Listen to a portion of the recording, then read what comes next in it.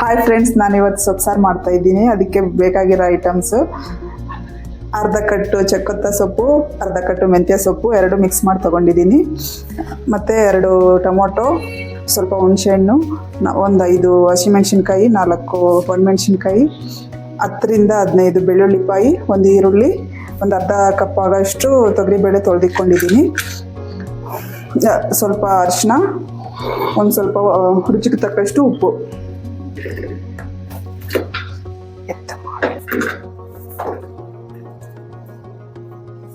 ಇವೆಲ್ಲ ಕುಕ್ಕರ್ಗೆ ಹಾಕ್ಕೊತಾ ಇದ್ದೀನಿ.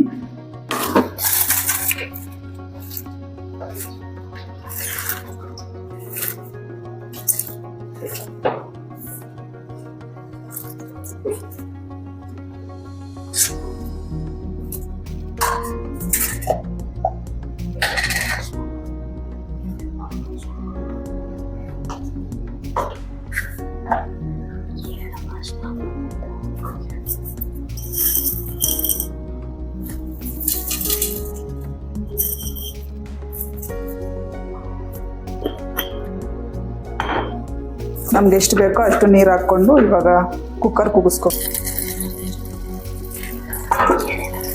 ಜಾಸ್ತಿ ನೀರು ಹಾಕ್ಕೋಬಾರ್ದು, ಎಷ್ಟು ಬೇಕು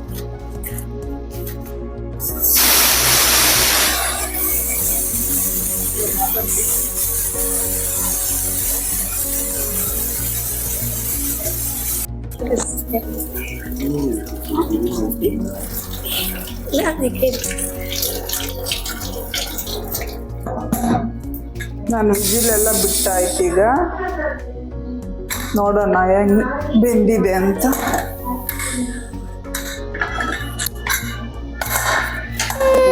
ಎಲ್ಲ ನೀಟಾಗಿ ಬೆಂದಿದೆ.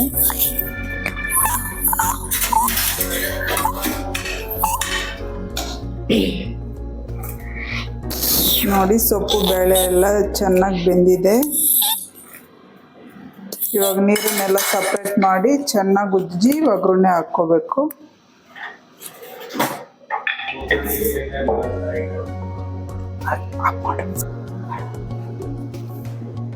ನೀರೆಲ್ಲ ಸಪ್ರೇಟ್ ಮಾಡ್ಕೊತೀನಿ ನೋಡಿ. ಇವಾಗ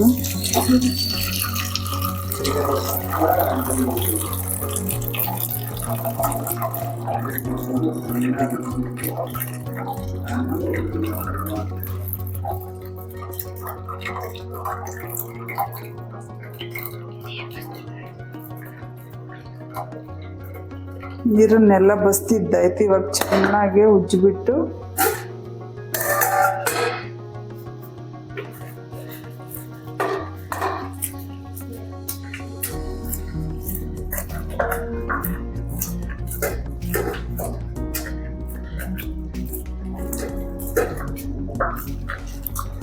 ಸಾಕಾಗಿ ಮಾಡಬೇಕು.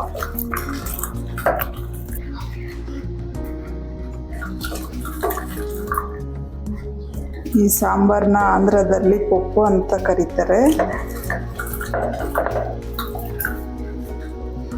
ನಮ್ಮ ಕನ್ನಡದಲ್ಲಿ ಸೊಪ್ಪು ಸಾರು ಅಂತಾರೆ.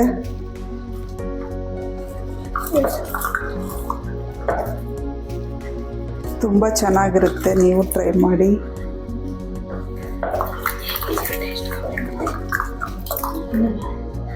ಮುದ್ದೆಗಂತೂ ಸೂಪರ್ ಕಾಂಬಿನೇಷನ್ನು. ಮುದ್ದೆಗೂ ಅನ್ನಕ್ಕೂ ಎಲ್ಲಕ್ಕೂ ಚೆನ್ನಾಗಿರುತ್ತೆ.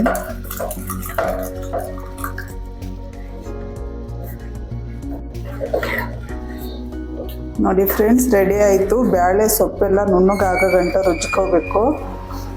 ನಿಮ್ಗೆ ಚಪಾತಿಗೆ ಬೇಕಾದರೆ ಹೀಗೆ ತಿನ್ಬೋದು, ಒಗ್ಗರಣೆ ಹಾಕಿ. ಅನ್ನಕ್ಕೂ ಮುದ್ದೆಗೆ ಬೇಕಾದರೆ ಈ ಥರ ನೀರು ಹಾಕ್ಕೋಬೇಕು.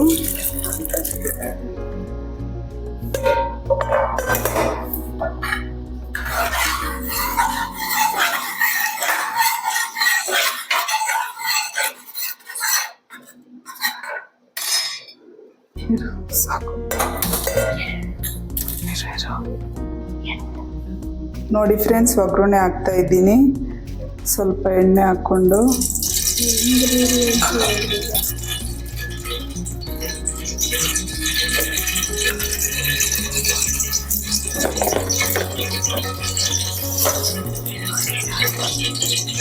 ಸಾಸಿವೆ, ಒಂದು ಸ್ವಲ್ಪ ಜೀರಿಗೆ,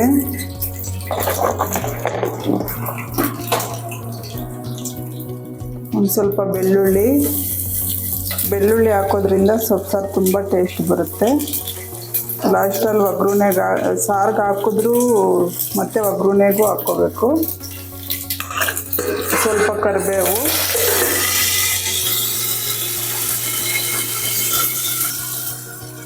ಒಂದೆರಡು ಬ್ಯಾಡಗೆ ಮೆಣಸಿನ್ಕಾಯಿ,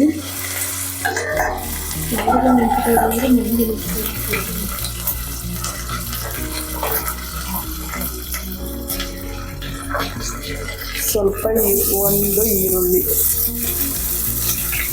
ಇದೆಲ್ಲ ಹಾಕಿ ಸ್ವಲ್ಪ ಮಿಕ್ಸ್ ಮಾಡೋಣ.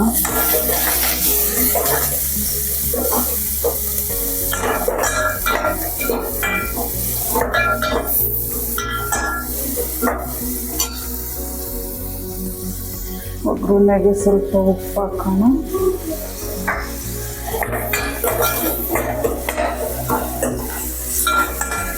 ಈರುಳ್ಳಿ ಒಗ್ಗರಣೆಗೆ ಚಿಕ್ಕದಾಗಿ ಕಟ್ ಮಾಡ್ಕೊಂಡು ಹಾಕ್ಕೊಳ್ಳಿ. ದೊಡ್ಡದಾಗಿದ್ರೆ ಅಷ್ಟು ಚೆನ್ನಾಗಿರೋದಿಲ್ಲ.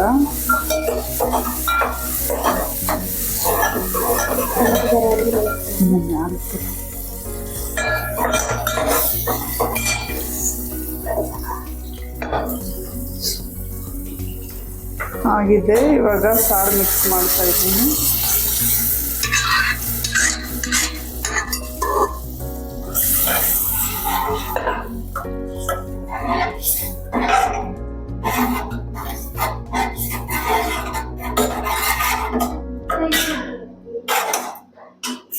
ಲಾಸ್ಟಲ್ಲಿ ಸ್ವಲ್ಪ ಕೊತ್ತಂಬರಿ ಹಾಕ್ಕೊತಾ ಇದ್ದೀನಿ.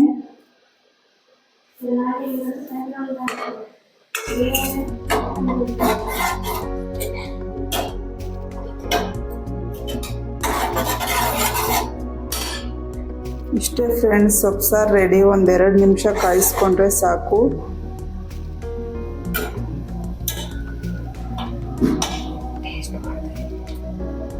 ಟೇಸ್ಟ್ ನೋಡ್ತಾ ಇದ್ದೀನಿ.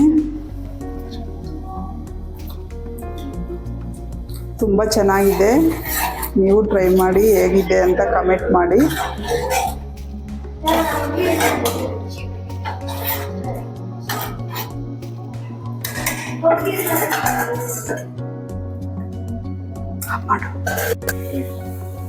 ನೋಡಿ ಫ್ರೆಂಡ್ಸ್, ಮುದ್ದೆ ಸಾಂಬಾರ್ ರೆಡಿ ಆಗಿದೆ. ಹೇಗಿತ್ತು ಅಂತ ಟೇಸ್ಟ್ ನೋಡಿ ಕಮೆಂಟ್ ಮಾಡಿ.